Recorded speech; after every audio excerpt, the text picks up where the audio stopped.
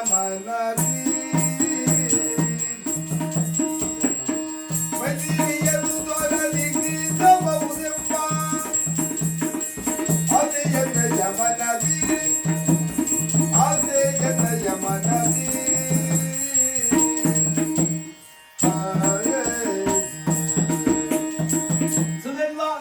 ಈಗಾಗಲೇ ವರ್ತಮಾನವನ್ನು ತಿಳಿದವರು ಪಾಂಡವರ ಅಶ್ವಮೇಧದ ತುರಗವೆನ್ನುವುದು ನಮ್ಮದಾದಂತೆ ಚಂಪಕಾವತಿ ನಾಡದ ಸೇರಿ ತುರಗದ ಬೆಂಗಾವಳಿಗೆ ಬಂದವನು ಪ್ರತಿನಂದನ ಪಾರ್ಥ ಮಗನಿ. ಅವನ ಬಗ್ಗೆ ನನ್ನ ಚಿಂತೆ ಇಲ್ಲ.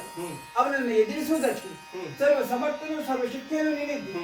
ಹಾಗಂತ ನನ್ನ ಆಸೆ ಬೇರೇನಲ್ಲ, ಸದಾ ಕಾಲ ಪಾಂಡು ಪುತ್ರರನ್ನ ರಕ್ಷಿಸುವಂತ ಶ್ರೀಕೃಷ್ಣ ದರ್ಶನ ಯಾವಾಗ ಆಗ್ತದೇನೋ ಹಾಗೆ ಕಾಯುತ್ತಾ ಇದ್ದವಳು.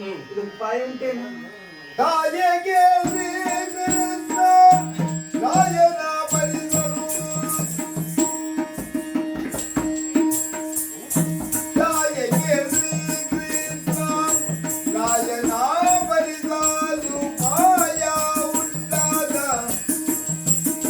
ಬಲ್ಲೆಗೂ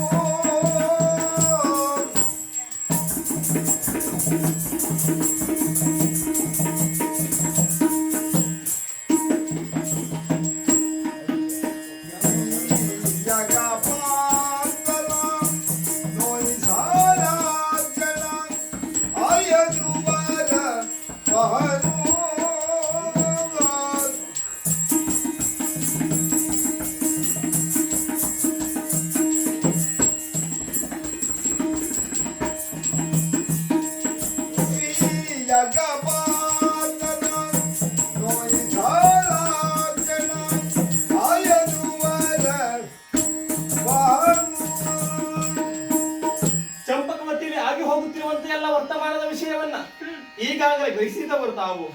ಪಾಂಡವರು ಪೂಜಿಸಿ ಬಿಟ್ಟಿರುವಂತಹ ಅಶ್ವಮೇಧದ ತುರಗ ಅದೆಷ್ಟು ನಾಡನ್ನ ಸಂಚಾರ ಮಾಡಿ ನಮ್ಮದಾಗಿರುವಂತಹ ಚಂಪಕವತಿಗೆ ಸೇರಿಕೊಂಡಿದೆ. ಅದನ್ನ ತಂದೆಯವರು ಬದಿಸಿದ್ದಾರೆ. ಅಷ್ಟು ಮಾತ್ರವೇ ಅಲ್ಲ, ತುರಗದ ಬೆಂಗಾವಳಿಗೆ ಬಂದವನು ಪಾರ್ಥ. ಅಮ್ಮ, ಆಲೋಚನೆ ಮಾಡುವ ಅಗತ್ಯ ಇಲ್ಲ. ಬಂದಿರುವಂತಹ ಪಾರ್ಥನನ್ನ ಮಾಡುವ ದೂರದಲ್ಲಿ ಕಾಲಗೆಡಿಸಿದ್ದೆ ಹೌದಾದ್ರೆ ಪಾರ್ಥನನ್ನ ಅನವರ್ತಕ ಇರುವಂತಹ ಶ್ರೀಕೃಷ್ಣ ಪರಮಾತ್ಮ ನಮ್ಮ ನಾಡಾಗಿರುವಂತಹ ಈ ಚಂಪಕವತಿಗೆ ಬರ್ತಾನೆ. ಅವನ ದರ್ಶನ ಎನ್ನುವುದಾಗುತ್ತದೆ. ಹೋಗುವುದಕ್ಕೆ ಅನುವು ಮಾಡಿಕೊಡು.